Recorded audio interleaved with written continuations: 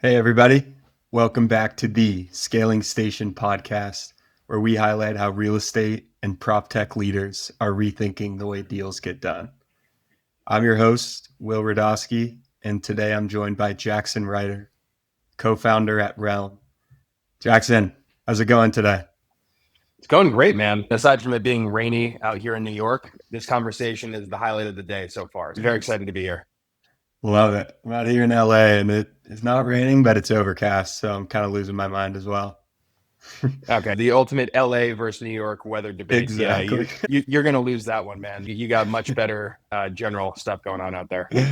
Yeah, I've been really looking forward to this. If you wouldn't mind just sharing a bit about yourself, I think the audience and myself would greatly appreciate that. Sure. Who am I? Why am I here? Where did I come from? So the Earth was founded about 60 billion years ago, as far as I remember. But skipping ahead, I'm from New Jersey originally, born and raised on a farm out there. My background professionally is going to be a little bit varied. So I'm going to kind of skip over a little bit. I'll give the speed run version. My co-founder likes to joke that I've had 7 careers already. I was a professional rock drummer at one point after high school, went on tour playing with some bands doing that. But went back to college to NYU, which is why I moved here to New York City. And after that, we just kind of got wrapped up almost accidentally into the startup world. Happened to get an internship at a rather rapidly growing direct-to-consumer like product company, startup at the time. Didn't really know what startups were, how it worked. Also didn't know much about marketing, which is the role I got hired for, and just kind of learned on the job. The way startups are set up, that is how companies operate is you just get smart people and they all figure out what to do. That was really attractive to me. I bounced around to a few different startup companies doing performance marketing, growth, operations, a bit of strategy here and there, ran some events, which was very fun. And yeah, during COVID, skipping forward a few years of being in the startup world, myself, like many others, had 2 hobbies to pick from during the pandemic. You could either bake sourdough bread or you could get your real estate license. I did both. The real estate went much better than the bread, though not half bad. But yeah, just got involved in that. Did that for a couple of years, practicing in both New York and New Jersey. Really enjoyed it. I had some family friends that were involved in the industry, so grew up around it quite a bit. Yeah, did some investment sales, did some residential sales, leased some apartments in New York. But while I was doing that, I saw a lot of problems in the industry, as I'm sure anyone watching your podcast will be brutally aware of. But maybe I'll stop there. I love that. That was actually perfect. He shared quite a bit, and there were a couple things I wanted to touch on and expand on. I really like Sure. that. One, coming from my own experience, working at Crexy full-time, commercial real estate marketplace. They're up to like 300, 400 employees, but I was close with the founder, close with product manager, and I think it's really important for like newer investors or young brokers to consider, or someone who's unemployed, think about go joining a startup. Just reach out to 100 startup founders, see if you can start working for free.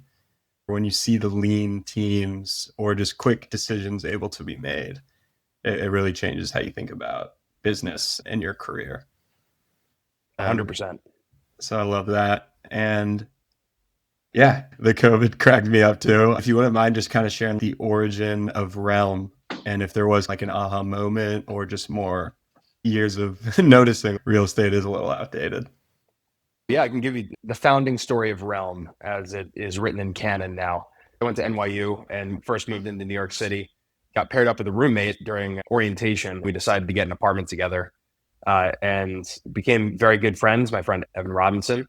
We started living together as college roommates and kept living together after college as we both went into our careers. During that time, when I was working in real estate, Evan happened to be working in zoning and housing policy for both the governmental level as well as congressional campaigns in North Jersey. We'd have these long conversations on a Thursday night at 11 p.m., sitting at the dining room table, same table I'm sitting at right now, actually. This thing's seen some things. It's a lifetime. But yeah, we'd have these conversations where he had this very sky level view of what was going on in real estate from a macro policy perspective. At the same time, I was working on the ground as the agent, boots on the ground, so to speak. We had this sandwich view of what was going on and started having conversations about what he was seeing, what I was seeing, what the similarities of problems were. And We're both inquisitive guys. We couldn't help but try to figure out, how to solve the world's problems all at once. And that spiraled out of control. We started building some proof of concept applications in the real estate data space. See, as a matter of fact, was a bit of an inspiration at the time. We started looking into deeper commercial real estate and brought one of our proof of concept applications to a friend of mine who ran an investment advisory firm in New York, Ilya Metshevsky. We pitched him as an investor in our proof of concept application that we put together. He's highly technical, though. He's a PhD and he's been a software engineer and data scientist. So perhaps we were a little naive thinking it would go well in that meeting. It did not. He thought everything we built was terrible, but he thought the idea was there. And so instead of investing in that meeting, we actually left that meeting with him as a new co-founder. Very soon after, the three of us quit our jobs. Evan and I moved out to, funny enough, my parents' farm in New Jersey. Lived in the basement down there for a little while, set up shop in an unfinished, no drywall basement, and kind of got to work in really refining what the product was, how we approach fixing real estate, which is a delusional and absolutely outsized problem to try and boil down. But here we are probably 2 years later, and it's going particularly well. Love it.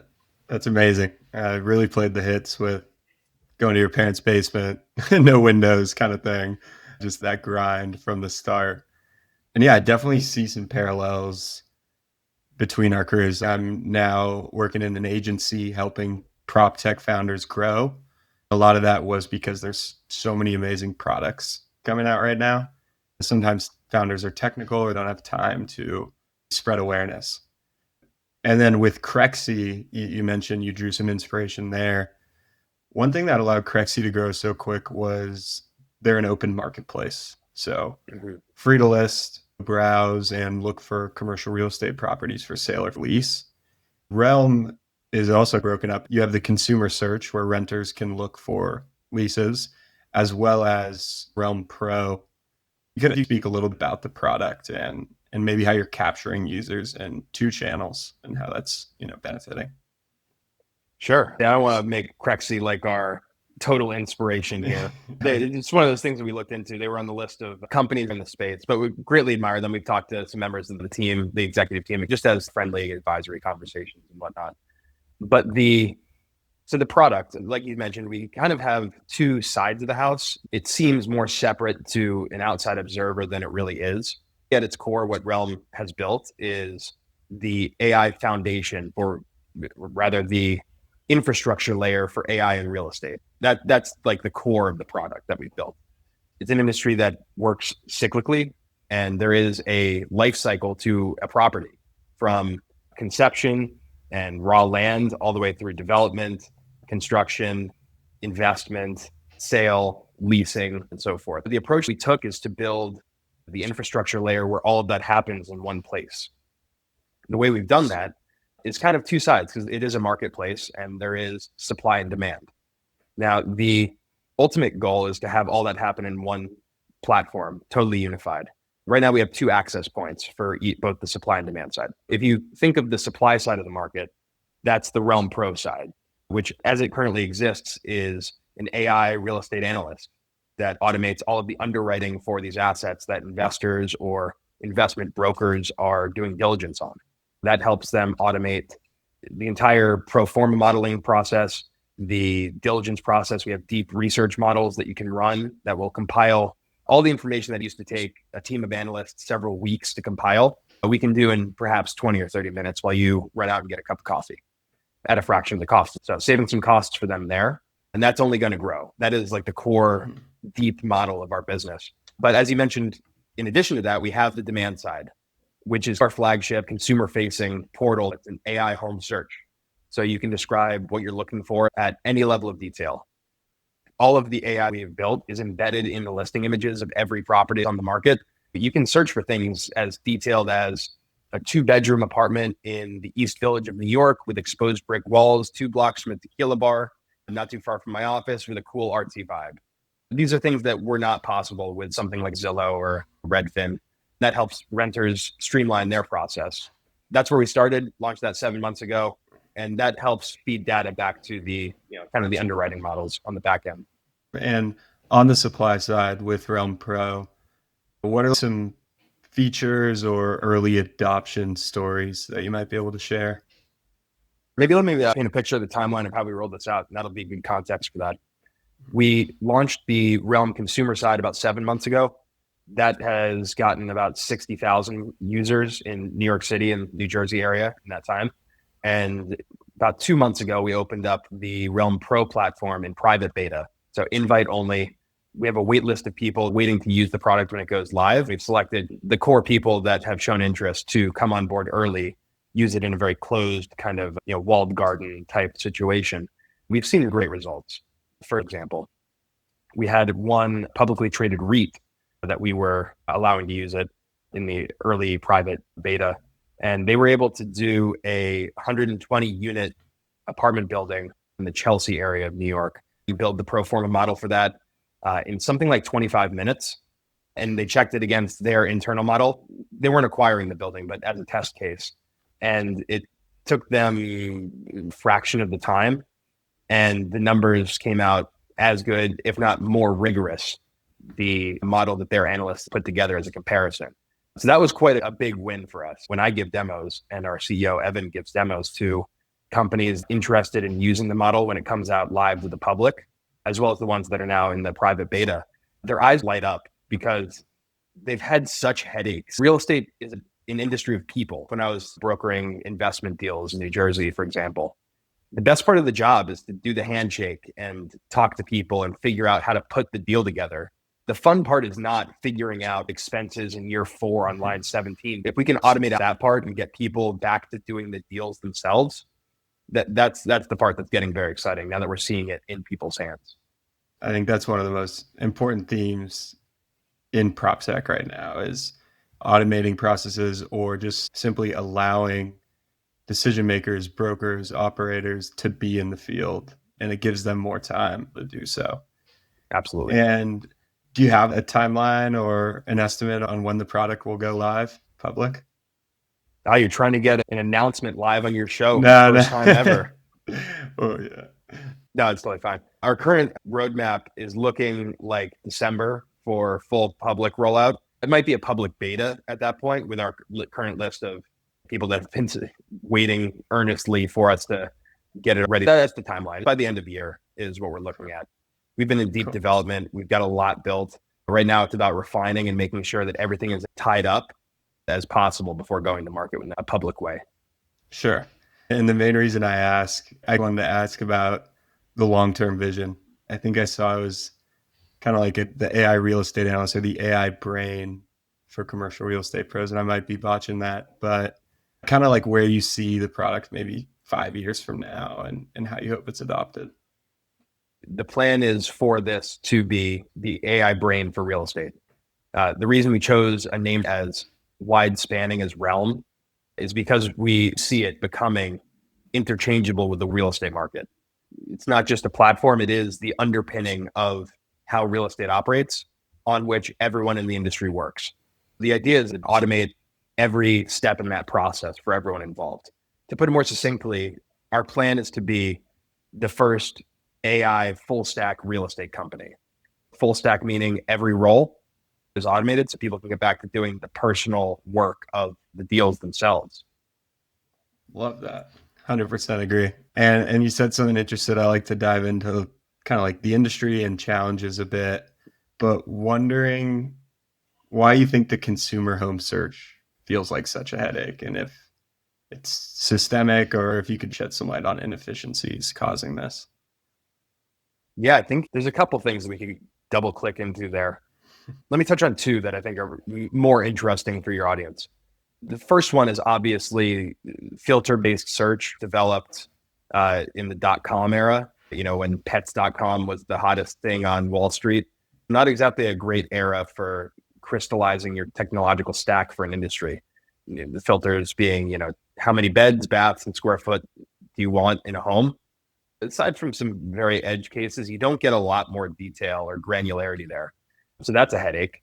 Because of that, what you wind up seeing is, if you actually look mathematically into it, if you have just a set of filters, there's only a finite number of lists that you can look at. And everyone in the market is seeing the same lists of properties, no personalization whatsoever.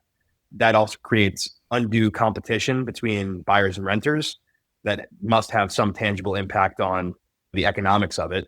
It's just really freaking annoying to put in 2 beds, 2 baths, and scroll for 2 hours, opening 17 different tabs to see walking distance from your office. This is not a process that belongs in 2025 or beyond. That's the biggest headache for consumers, I think.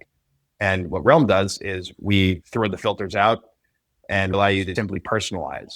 Not only is that more convenient and you don't need 17 tabs to do it, but it also makes it so that every time you do a search on Relm, it's a unique list of properties. If you do the search that I said before, 2-bedroom with brick walls, a red front door near a tequila bar, right, likely no one else is searching for those exact parameters. You're going to get a curated list of properties that no one else is seeing in an order that makes sense and is tailored for you. It seems like a simple concept. There's a lot that goes into it, but it's a rather high leverage thing to add to the market. Yeah, I think when you laid out the filters were built in the .com era, that makes a lot of sense. When I'm trying to pull comps for a single family investment, I go down to 1,500 to 2,000 square feet. In the future, I see myself putting in a prompt, making sure it's a corner lot, and you can get more relevant comps by typing, because like you said, you're putting forth a unique search rather than a drop down on beds, baths, square footage. Exactly. Love that. And so speaking of the future, just something else to add there. We don't have this yet, but this is something we're very much talking about for the home search. Eventually, we'd love it if you, as somebody who's looking to pull comps, could upload the listing of the property, and on every axis, including visually, we could find the closest fit. There's right. The idea being we built this tech stack in a way that we can add things like that without having to build something totally new on top of it. And the sky's the limit on that front. Yeah, it really supports growth. I could see that. And something, another just kind of industry trend, many people talk about the affordability crisis. And you mentioned some overlooked causes. What do you think is really driving it?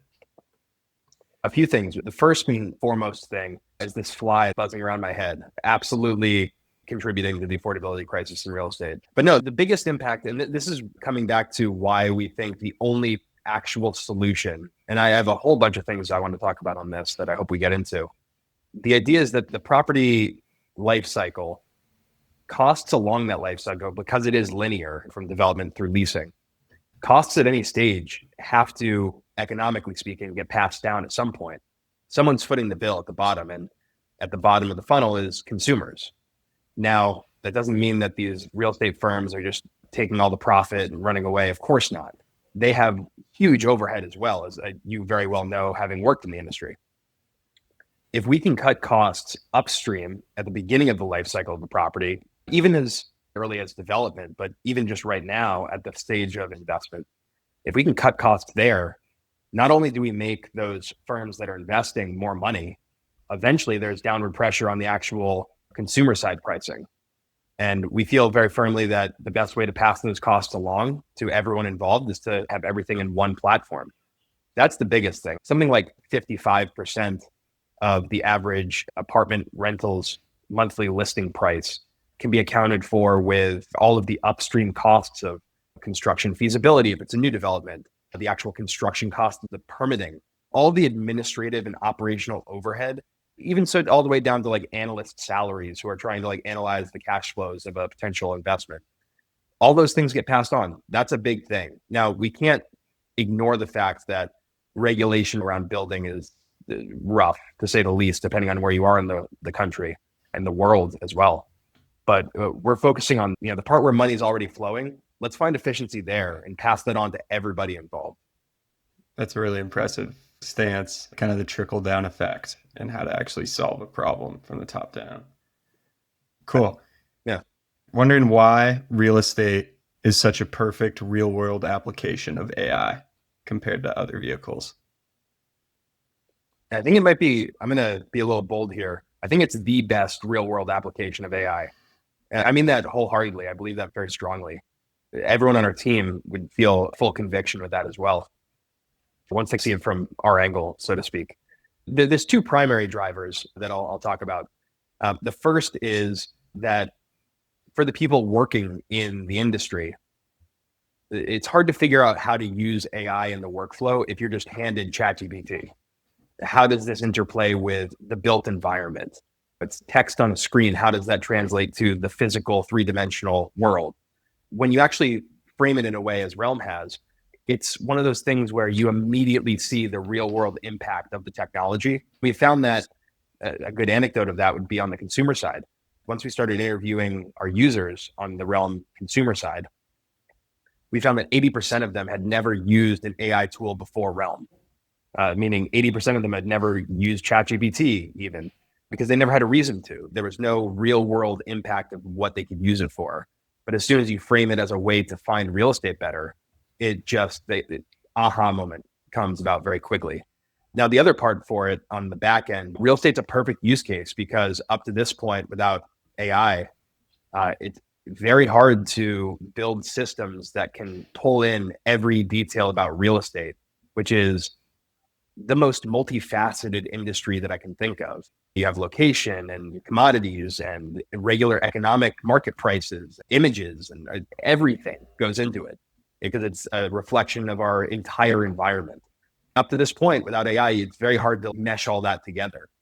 But with AI, you can build systems that have a bit more latitude in their function to be able to aggregate all of that.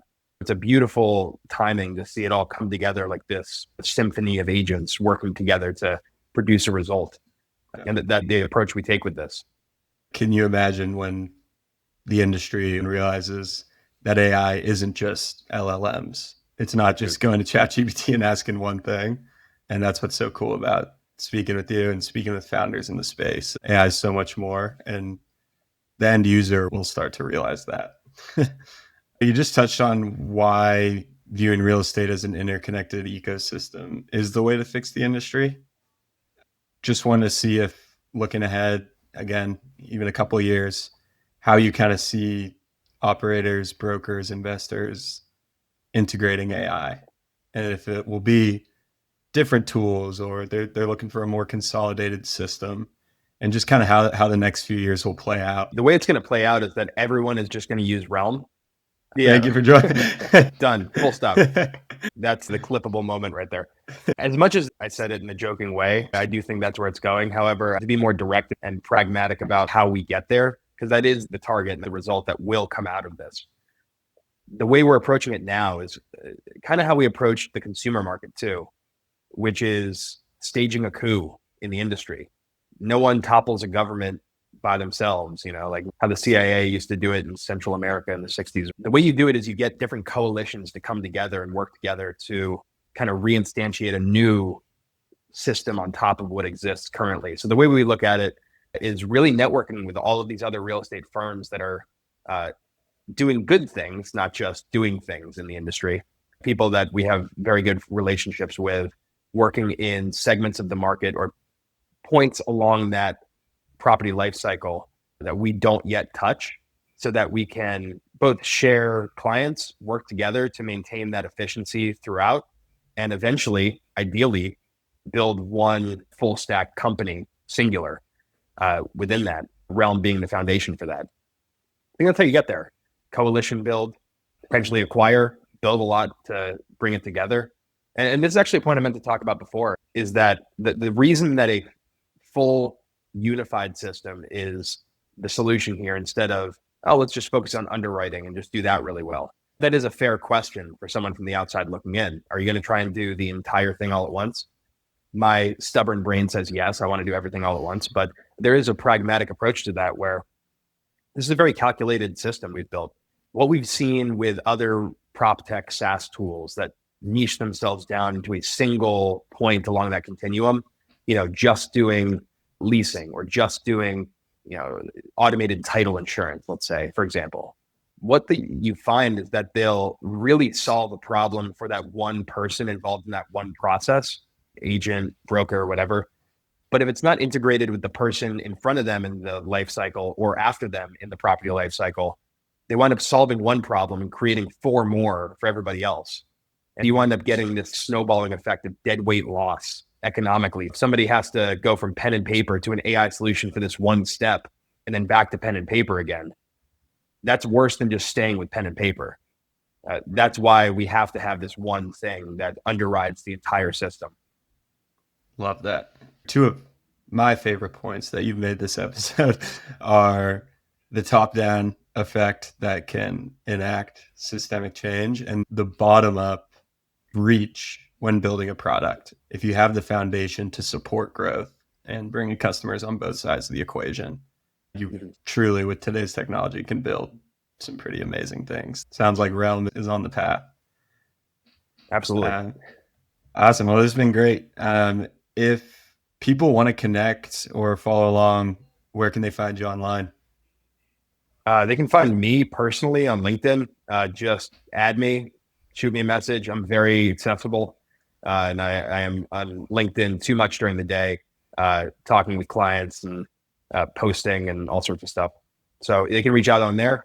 To get in touch with Relm, just go to Relm.ai. I'm sure that the link will be in the meeting or the show notes below. But yeah, that's really it. Shoot me a message or go on our website, and that's where you can find us. Awesome. Well, Jackson, thank you so much for joining me. Excited for what's to be with Relm and what's to come. And yeah, let's all follow along. Thanks again.